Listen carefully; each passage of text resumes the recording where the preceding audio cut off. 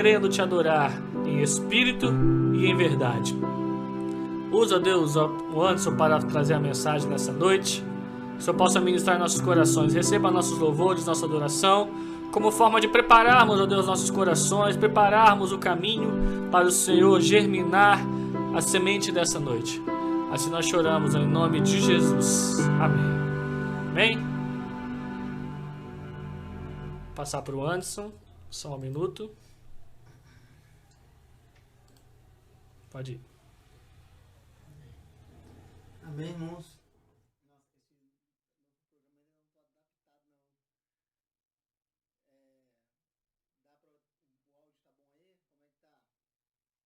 Não dá para eu ver o que está acontecendo aqui, só tem uma câmera aqui para mim. Chegou legal? Amém. Então fica até... Eu agora pedi contato total, não consigo ver nada. Glória a Deus. O Fernando mexeu aqui. Então hoje, irmãos, nós vamos abrir a palavra do Senhor em Mateus, capítulo 5. Nós vamos fazer uma leitura do versículo 1 ao versículo 12, tá? Nós vamos trabalhar com esse texto hoje. Amém? Mateus, capítulo 5.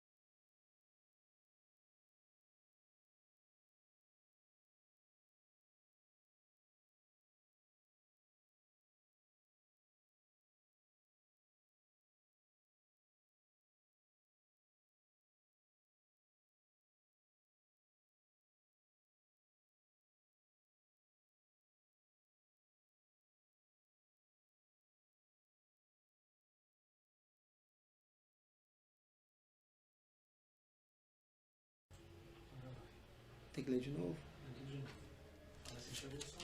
Chegou o som aí, pessoal? Como é que tá o som aí? Tá legal? Vamos fazer a leitura, Mateus capítulo 5. Como é que tá o som aí? O Fernandinho tá olhando ali, dá um feedback ali pra ele ali, avisa aí se tá chegando legal, se dá pra ouvir legal. A gente vai fazer novamente a leitura do texto. Chegou?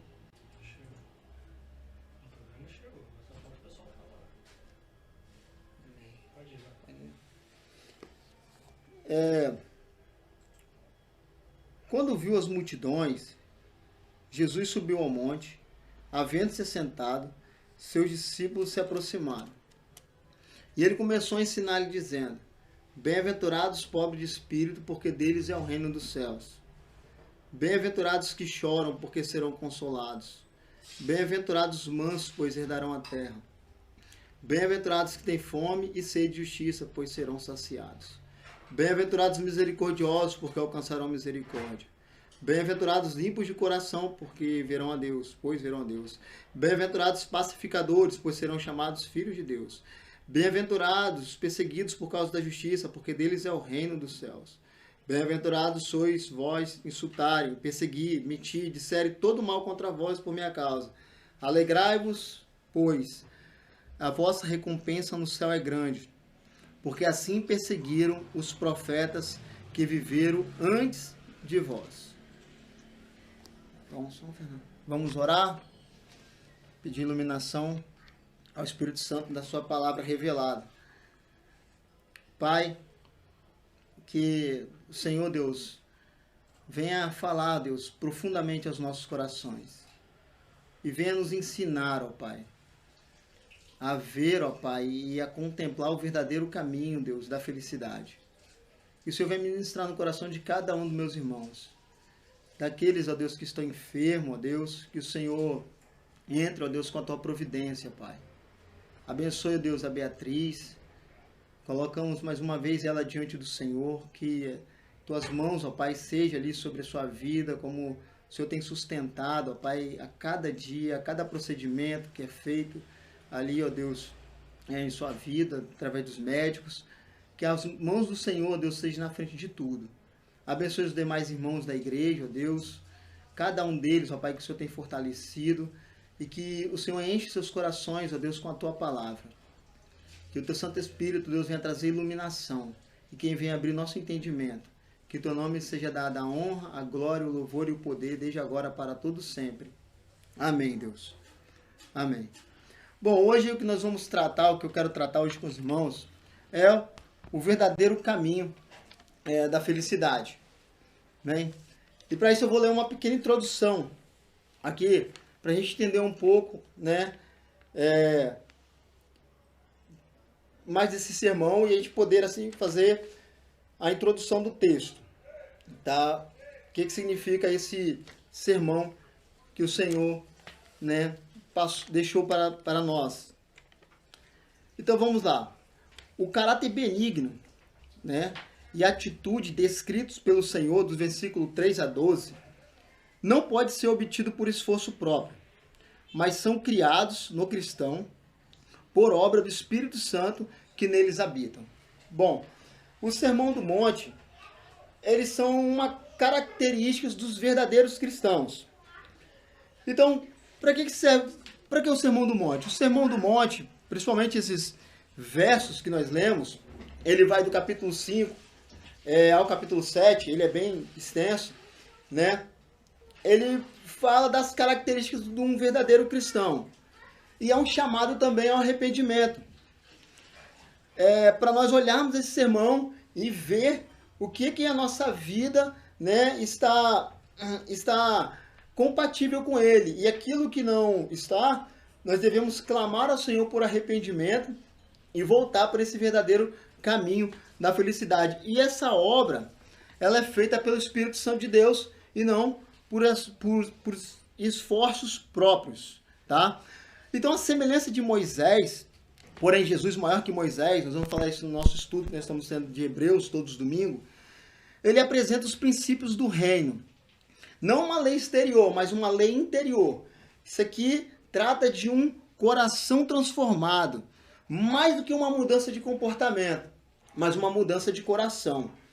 Nós cansamos de ver sermões moralistas, em que toda vez nós ouvimos homens querendo transformar homens, transformar comportamentos morais. Mas um comportamento moral transformado não significa muita coisa diante de Deus. O que Deus quer é transformar o coração. A partir do momento em que nós focamos muito no comportamento moral, nós não chegamos na raiz do problema. Nós não chegamos onde verdadeiramente o que Deus requer de nós, que é um coração transformado, e essa obra é feita somente pelo poder do Espírito Santo. Bom, à medida que o texto for sendo apresentado, que o que eu vou fazer daqui a pouco, nós devemos avaliar nossos corações. Porque se nós somos cidadãos desse reino, né, em alguma medida nós precisamos trilhar por esse caminho que aqui será apresentado. E se hoje nós contemplarmos ou vermos que nós estamos longe, mas muito longe de tudo que eu colocar aqui, de tudo que a palavra de Deus colocar aqui, né, apresentar a nós, nós precisamos de voltar ao arrependimento e clamar a Deus pelo seu perdão, confiar na obra, olhar mais para Cristo e entender que o código do reino é crer mais no que foi feito por nós do que nós queremos fazer algo para sermos salvos ou tentar se salvar pelas obras, né? Então, esse aqui é o meu esboço inicial para dar introdução, né, nesse sermão. Então, o que eu vou fazer? Eu vou apresentar essas características do reino. Qual é o meu propósito? O meu propósito é fazer com que cada um de nós avaliemos nossos corações diante da palavra de Deus. E a partir do momento em que em que nós estivermos andando contra o que for apresentado, né, que o Espírito Santo de Deus toque aos nossos corações e traga-nos de volta ao verdadeiro caminho da felicidade apresentado por Jesus nesse Sermão do Monte. Bom, capítulo 5, versículo 1 diz o seguinte: quando viu as multidões, Jesus subiu ao monte e, assentado, porque era uma prática dos mestres, os seus discípulos se aproximaram, né, ou aproximaram-se dele. E ele começou a ensinar, dizendo: bom, o que acontece? Jesus, ele vê uma multidão se aproximando, ele se assenta e começa, né, a pregar o Sermão do Monte. E aqueles que querem ouvir, nós não devemos entender aqui que são os 12 discípulos de Cristo, porque lá no capítulo 7, versículo 28, se os irmãos forem lá, se os irmãos forem abrir a palavra do Senhor lá em Mateus, capítulo 7, versículo 28, no final do sermão, vai estar dizendo o seguinte: ao concluir Jesus esse discurso, as multidões estavam maravilhadas do seu ensino, pois ele ensinava como quem tem autoridade e não como os escribas, né, de maneira arrogante ou soberba. Ou seja, no final nós vemos que tinha uma multidão. Então os discípulos aqui, ele está caracterizado por aqueles que querem seguir esse caminho, que querem, né, aprender mais de Cristo, não, né, propriamente dito os 12 discípulos de Cristo, tá? Mas toda aquela multidão que quer seguir e ouvir, né, o que o Senhor tem a dizer. Então a primeira característica, né, de um cidadão do reino é os pobres de espírito. Bem-aventurado os pobres de espírito, porque deles é o reino dos céus. Que o Senhor quer dizer com isso? Com os pobres de espírito? Bom, o reino dos céus não pertence aos arrogantes, nem aos soberbos, mas àqueles que estão com o coração sedento, querendo aprender mais de Deus.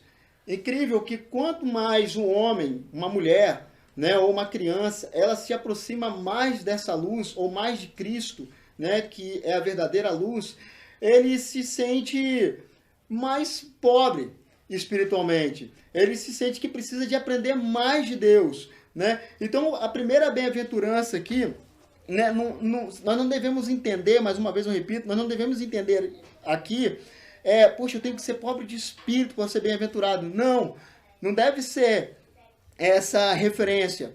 Nós devemos entender aqui como que nossos corações estão diante do Senhor. Será que estamos sendo soberbos, orgulhosos? Será que o conhecimento da palavra do Senhor está levando a gente a menosprezar os nossos irmãos, pisar em cima, ou achar que somos melhores do que aqueles que estão lá fora? Ou o conhecimento da palavra do Senhor está falando aos nossos corações: como eu preciso de aprender mais desse Deus, como eu preciso, né, mais dele. É exatamente isso que a palavra do Senhor está dizendo aqui: bem-aventurado os pobres de espírito, porque deles pertence o reino dos céus. Foi o primeiro ponto aí. Segundo, bem-aventurados que choram, porque serão consolados. Ora, o mundo prega, né? Não, você não deve chorar, você deve partir para cima, você deve seguir em frente. Mas o código do reino diz: bem-aventurados que choram, né? Porque eles serão consolados. Chorar não por aquela tristeza que produz rancor, que produz mágoa, né? Aquela que produz a morte. Mas é nós chorarmos em relação aos pecados, né? Chorar, porque embora todos nós cometemos pecado, nós não devemos viver na prática, né, dos mesmos. Então, um cidadão do reino, ele se quebranta diante de Deus, né? Aí eu pergunto: quantas vezes Deus revelou o seu pecado e você chorou diante dele, né? Você se dobrou diante dele, confessando a ele o seu pecado, né, diante do Senhor. Ou seja, o cidadão do reino, ele chora nesse sentido de quebrantamento, de, né, querer mais de Deus, e certamente ele terá a resposta, ele será consolado. Bem-aventurados mansos, porque eles herdarão a terra, né? O homem continua lutando pelo seu espaço de terra. Agora não temos mais guerra como a Primeira, a Segunda Guerra Mundial, Mas hoje nós brigamos por espaços menores, né? Ou aqueles que dirigem, né? Quando faz uma ultrapassagem indevida, quando toma uma vaga no estacionamento, né? Que ele achava que era dele, e os homens brigam por causa disso, né? Então, a palavra do Senhor está dizendo aqui que os mansos eles herdarão a terra, não esses que querem partir para cima, são arrogantes, são ignorantes, né? Eles não são nem um pouco humildes, mas são violentos. Essa não é uma característica de um cidadão do reino, mas o cidadão do reino, ele é manso. Bem-aventurado, o próximo, bem-aventurado os que têm fome e sede de justiça, pois eles serão saciados. Eu falo muito de justificação pela fé, né? Mas aqui não está falando de justificação pela fé. Aqui está falando de bem-aventurado aquele que tem fome e sede de justiça, ou seja, da justiça de Deus, né? Da manifestação da justiça de Deus nesse mundo, né? Tão injusto, tantas coisas acontecem nesse mundo e o cidadão do reino, ele quer que a justiça de Deus se manifeste, né? Ele quer que a vontade de Deus se cumpra. Então, eles serão saciados. E também a outra forma aqui, que pode ser aplicada em nossas vidas, né? Você que está com sede da palavra de Deus, você que quer aprender mais da palavra de Deus, você que dobra seu joelho, você que está buscando boas leituras, né, de homens que foram mais longe do que você. Por isso que a humildade é uma característica do reino. Porque o cara que não é humilde, ele não quer ler. Ele acha que a experiência dele já é suficiente. Mas nós devemos aprender a ler homens que foram mais longe do que nós. Devemos compartilhar com homens que teve mais experiência do que nós. Essa é uma característica também do reino. Os humildes. Então, essa pessoa, ele tem fome e sede de justiça. Ele quer mais de Deus. Ele quer ver a manifestação, né, do poder de Deus na sua vida, na vida dos seus familiares, né? E certamente Deus vai satisfazer esse cidadão do reino que tem essa fome e sede de justiça. Certamente ele será saciado. Vamos para o versículo 7. Bem-aventurado os misericordiosos, porque alcançarão a misericórdia, né? Nós devemos ser misericordiosos, porque Deus foi misericordioso conosco. Eu costumo falar o seguinte: o que é misericórdia, né? O que é misericórdia? Merecemos e Deus não nos dá. Isso é misericórdia. Diferente de graça. Graça é aquilo que nós não merecemos, né? E Deus nos dá. Misericórdia, lembra daquele texto? Eu não vou lembrar a referência exata, mas diz assim: as misericórdias do Senhor são as causas de nós não sermos consumidos. Né? Acho que está em Jeremias. As misericórdias do Senhor são as causas de nós sermos consumidos. Ou seja, quando nós clamamos, Senhor, tenha misericórdia de mim, nós estamos falando o seguinte: Senhor, eu mereço punição, mas devido às misericórdias do Senhor, o Senhor não nos dá o que nós merecemos. Entendeu? Deus não nos dá o que nós merecemos. O que Ele nos dá? A vida eterna, que é a graça. Entendeu? Então, nós também devemos ser misericordiosos com os outros, né? Porque Deus foi misericordioso conosco. Eu sei que às vezes nós somos acometidos por injustiça, mas nós não devemos pagar com a mesma moeda. Nós devemos clamar a Deus, falar: Deus, me ajude a agir de misericórdia. Hoje, nós vivemos em um mundo tão tomado por maldade, tantas atrocidades acontecendo, famílias, né? O pai fazendo maldade com o seu filho. Esses dias eu vi no jornal a mãe, né? Que parece que suspeita de matar o seu próprio filho, né? Bandidos quando são pegos pela polícia e policiais, né, atingindo e levando esses caras à morte, né? E às vezes até mesmo cristãos comemorando, né? Então, isso não é uma atitude de misericórdia, né? Eu contemplava um jornal, eu vi um jornal que até parei de ver, né, esse jornal, porque se alegrava com a morte do ímpio. E eu estava falando: Senhor, isso não é compatível com o reino, né? Nós devemos ser criaturas misericordiosas, porque Deus foi misericordioso conosco, né? O que eu merecia, eu antes? Eu merecia a justa ira de Deus, né? Eu odiava a Deus. Eu posso dizer com todas as palavras que eu odiava a Deus. Muitas vezes estava nos baile funk, né, na vida, e fazendo muitas loucuras, recebendo papeizinhos de evangelismo, né, e eu rasgava isso, não queria saber de Deus. Eu era um cara que, quando, na minha época, tinha um corredor que a gente chamava lado A e lado B, e eu lembro, irmãos, que eu ficava clamando para que Satanás viesse em mim, para que eu pudesse ir do outro lado bater nos caras. E eu lembro que a gente apanhava com dos seguranças, com tudo que vocês possam imaginar, com aqueles fios de cobre, e eu não sentia dor, né? Eu odiava a Deus de fato. E ele foi misericordioso comigo. Ele me buscou, ele me alcançou. Então, se o Senhor me alcançou, por que não pode alcançar, né, aquele outro que está nessa situação, né, de pecado, né, de ódio para com Deus? Nós devemos ser misericordiosos, porque nós vamos alcançar a misericórdia. Eu estou em Mateus capítulo 5, agora versículo 8. Bem-aventurado os limpos de coração, porque eles verão a Deus. Bem-aventurados os limpos de coração, porque eles verão a Deus. Isso aí, irmãos, você deve avaliar a sua vida agora, nesse ponto aqui. Você tem visto a Deus nessa pandemia? Ou você só consegue ver a Deus, né, no sol que nasce, ou você consegue ver a Deus na escuridão da noite? Os limpos de coração, eles contemplam o cuidado de Deus em toda e em qualquer situação. Eles conseguem ver Deus em tudo. Ora, esse mundo está sendo controlado por quem? Por Deus ou pelo diabo?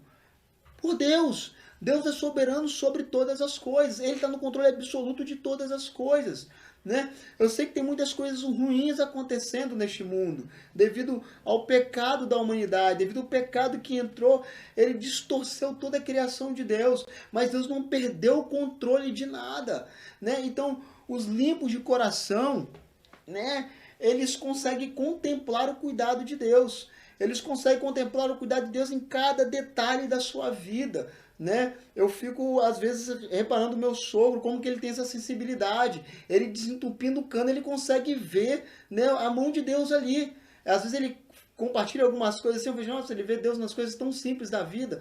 Mas a palavra do Senhor diz, bem-aventurados, limpos de coração, porque eles verão a Deus. Às vezes nós vemos Deus, queremos ver fogo caindo do céu, queremos ver mover, e nós não conseguimos contemplar a Deus nas coisas simples da vida. Sabe, nas coisas assim que, sabe, no nascimento de uma criança, mas ainda numa folha que cai de uma árvore, sabe?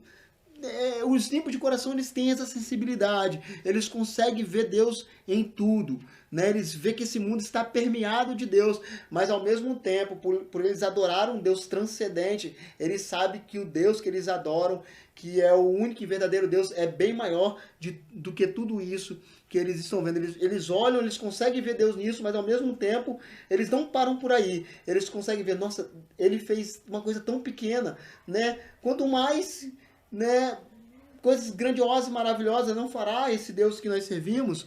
Então, esses limpos de coração, eles têm essa sensibilidade. Às vezes são até motivo de chacotas pelos arrogantes e os soberbos, né, que acham que conhece tudo de Deus e, na verdade, nada conhece. Bem-aventurado os limpos de coração. Bem-aventurado os pacificadores, porque eles serão chamados filhos de Deus. Bem-aventurados pacificadores. Quem são esses? Esses pacificadores não são só aqueles homens que têm paz com Deus, mas aqueles homens que estabelecem a paz entre homens e homens. Eles serão chamados filhos de Deus. Ora, você certamente tem um pai, tem uma mãe, e você tem algumas características do seu pai e da sua mãe. Com certeza você tem essas características. Eu tenho o Estevão, eu tenho a Esther, e tem algumas coisas que eles fazem que a gente vê assim, né, que parece um comportamento meu, né, porque são meus filhos, foram gerados por mim. E aqueles que são gerados por Deus, eles carregam essa característica. Eles são pacificadores, né? Ora, o que mostra que você é um filho de Deus é justamente essa característica, né? Você ser, né, um pacificador. Não só a paz entre Deus e os homens, que você deve proclamar, mas a paz entre os homens e homens, e não, né, clamar por derramamento de sangue e por morte. Bem-aventurados perseguidos por causa da justiça, porque deles é o reino dos céus. Bem-aventurado quando insultarem, perseguirem, mentirem, disserem todo mal contra vós por minha causa.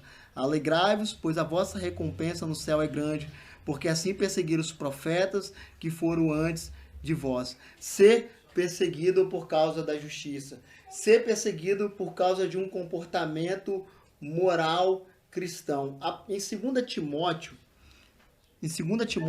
3, versículo 12, vai falar o seguinte: todos aqueles que querem viver piedosamente sofrerão perseguição. Todos aqueles que querem viver piedosamente sofrerão perseguição. Todos aqueles que querem ter uma vida piedosa, todos aqueles que buscam viver uma vida piedosa. O que é uma vida piedosa? É uma vida de oração, uma vida de leitura, uma vida de prática da palavra de Deus. Esses sofrerão perseguição. O mundo vomita eles, porque eles não são deste mundo, né? Ou seja, ser perseguido por causa da justiça é algo maravilhoso. Entendeu? Porque isso mostra que verdadeiramente você está no caminho certo. Você ser perseguido porque você fez algo errado, né? Isso é ruim. Mas você ser perseguido por causa da justiça, eu lembro que eu trabalhei numa loja por muito tempo, em um comércio. E eu não tenho quase costume de falar que sou evangélico ou que sou cristão. Eu nem falo que sou evangélico, realmente eu falo que sou cristão. E esses caras, meus vizinhos de loja, chegaram e falaram assim, olha só, eles me chamavam de Pitomba, né? Meu nome é Anderson Pitomba, então é meu sobrenome. Então eles falavam, olha só, olha o Pitomba agora, né? Então eles pegaram um aparelho, eles pegaram o celular e tinha umas fotos no celular, né? Eles foram mostrar pra mim. Aí eu falei, poxa, aí não, né? Aí não dá. Aí eles começaram a caçoar e rir de mim, e começaram a rir e caçoar de mim. Ele falou assim, nossa, você parece que é evangélico, né? E começaram a caçoar de mim nesse sentido. Aí eu olhei para eles e falei assim, bom, eu sou cristão. Eles ficaram em choque, eles pararam assim e falou, o quê? Eu falei, sim, eu sou cristão. Aí um outro falou bem assim, cara, então é por isso que quando eu falava do meu casamento para você, você me dava alguns conselhos, né? Por isso que você tem essa visão a respeito de casamento. Caramba, aí o que mais me impressionou foi um que colocou a mão nos meus ombros, me levou para fora da loja, da onde que ele trabalhava, não me engano, estava no horário de lanche. Ele me levou para fora da loja e falou assim, Pitomba, eu sempre falei tanta doideira com você, cara, e você nunca se afastou de mim, e você sempre chegava com bons conselhos, boas palavras, sabe? E eu nunca vi um evangélico fazer isso comigo, muito pelo contrário. Eles, sabe, me enxotavam, falavam, sabe, que eu ia pro inferno, falava do meu comportamento, né? E você, sabe, sempre nos tratando bem e compartilhando coisas boas conosco. Ou seja, eles viram, eles não liam a Bíblia, mas eles estavam lendo a minha vida. Eles tiveram um testemunho cristão de fato, né? Eu falo que fui perseguido por causa da justiça porque eles ficaram caçoando de mim porque eu rejeitei algo ímpio, né? Eu rejeitei aquilo, e já era costume meu rejeitar aquilo, eles sabiam disso. Por isso que eles armaram isso para mim. Mas foi impactante na vida deles. Isso me abriu as portas para que eu pudesse, né, expor e pregar o evangelho àqueles corações tão fechados e endurecidos, né, que é o trabalho de todo o cristão. E aí eu quero finalizar com o versículo 13, 14 e 15, que nós não lemos, mas eu acho propício, relevante nós lemos esses textos finais. Que há uma confusão nesses textos, né? Às vezes, eu já ouvi muitas confusões desses textos. E assim diz a palavra do Senhor. Vós sois o sal da terra. Ponto e vírgula. Vós sois o sal da terra. Se o sal perder a sua qualidade, como restaurá-lo? Para nada mais presta, senão para ser jogado fora e ser pisado pelos homens. Aqui continuam as características do reino. Muitos leem esse texto e falam assim, nossa, nós somos o sal da terra, nós temos que fazer missões, nós temos que evangelizar, nós temos que falar mais do Senhor. Não é isso que o texto está dizendo. O texto está dizendo que você já é o sal da terra, não o que você tem que fazer para ser. Essas coisas você já deve dar um sabor. O sal, muitas vezes, ele era usado para que o alimento não estragasse. E para isso nós estamos nessa terra, para essa terra não apodrecer mais do que já está podre. Vós sois o sal da terra. Você já deve dar o sabor, nós já devemos dar o sabor. E isso nos leva a olhar para os nossos corações. E, puxa, eu estou dando sabor? Eu estou fazendo diferença mesmo? Eu estou vivendo, porque eu falo muito sobre justificação pela fé. Embora a justificação seja pela fé, a santificação é pelas obras. E a santificação e a justificação, eles estão casados. Eles estão casados. Ou seja, você é salvo pela graça, mas o que mostra que você é salvo são os frutos. E os frutos estão aqui. São as características do reino. Então nós devemos já dar o sabor. Já devemos já fazer a diferença. Mas, irmão, se você é aquele irmão que está no oculto, orando, buscando, se enchendo de Deus, buscando a santificação, vivendo as características do reino, o versículo 14 diz o seguinte: vós sois a luz do mundo. Não se pode esconder uma cidade situada sobre o monte, nem se acende uma candeia e coloca debaixo de um cesto, mas no velador, assim ilumina todos que estão na casa. Vós sois a luz do mundo. Se você tem buscado o reino de Deus, se você tem buscado a palavra do Senhor e viver coerente com o que a palavra do Senhor diz, ninguém vai poder abafar essa luz. Isso vai explodir de qualquer maneira. Você apaga todas as luzes da sua casa e acende uma única vela. Se você é um cara que anda, ou uma mulher, ou um jovem que anda no centro da vontade de Deus, você não precisa de pragmatismo religioso. Você não precisa de ficar buscando atalhos carnais, porque atalhos carnais só produzem pessoas carnais. Mas se você se santifica e busca, ninguém vai poder abafar essa luz. Essa luz, ela vai resplandecer. Assim resplandeça a vossa luz diante dos homens, para que vejam as vossas boas obras e glorifiquem o vosso Pai que estás nos céus. E eu quero finalizar com uma frase de Donald Carson. Ele diz o seguinte: devolver o mal pelo bem é diabólico. Devolver o bem pelo bem é humano. Devolver o bem pelo mal recebido é divino. Nós devemos andar na contramão deste mundo. Nós devemos sempre, independente do que os outros façam, nós devemos sempre andar nesse centro da vontade de Deus. Talvez no final desse texto você olhe e fale assim: Anderson, eu estou muito longe de tudo isso. Eu glorifico a Deus se você pensa dessa maneira. Porque bem-aventurados os pobres de espírito, porque deles é o reino dos céus. Agora eu te falo uma coisa. Se eu li tudo isso aqui e você fala: olha, eu vivo tudo isso plenamente, se arrependa.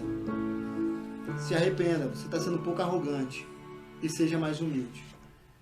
Que Deus te abençoe. Que as doces consolações do Espírito Santo sejam sobre sua vida. E que você possa crescer nessa graça e no conhecimento de Cristo Jesus. Vamos orar ao Senhor. Pai, obrigado, Senhor. A sua palavra agora foi apresentada aos corações. Nós nada mais podemos fazer, ó Pai. Fernando vai ministrar o louvor e o Senhor me levantou para pregar a palavra. Mas nada mais podemos fazer. Essa obra é do Espírito Santo de Deus. Se o Senhor não fizer essa obra, Deus, muitos estarão perdidos, Pai. Faça essa obra, Deus. Abra os seus olhos espirituais. Abra os entendimentos. E eu oro por aqueles irmãos, ó Pai, que de alguma forma, Deus, sente que querem mais do Senhor. Eu louvo e glorifico porque esses são os pobres de espírito e é deles o reino dos céus.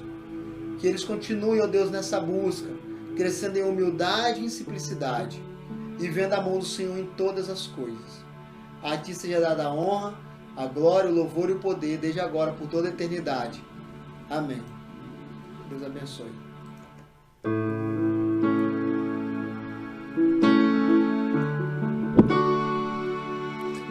Ah, ah, ah.